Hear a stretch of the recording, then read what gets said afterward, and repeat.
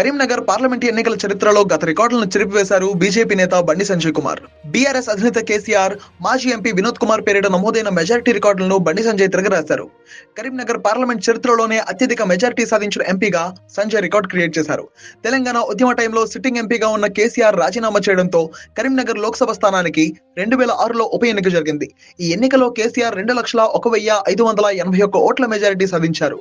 ఆ తర్వాత 2014లో జరిగిన పార్లమెంట్ ఎన్నికల్లో టీఆర్ఎస్ అభ్యర్థి వినోద్ కుమార్ కు 2,05,007 ఓట్ల మెజారిటీ వచ్చింది.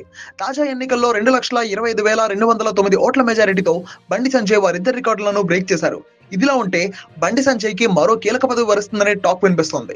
2028 ఎన్నికల్లో తెలంగాణలో పాగా వేయాలంటే మరోసారి రాష్ట్ర అధ్యక్ష పదవి బండి సంజయ్ కి కట్టబెట్టాలని బీజేపీ కార్యకర్తల నుంచి గట్టిగా డిమాండ్ వినిపిస్తుంది. అదే కానీ జరగకపోతే బండికి కేంద్ర మంత్రి పదవి అయినా కట్టబెట్టే అవకాశం ఉంది అనే టాక్ వినిపిస్తోంది. మరి బండికి ఏ పదవి వస్తుందో చూడాలి.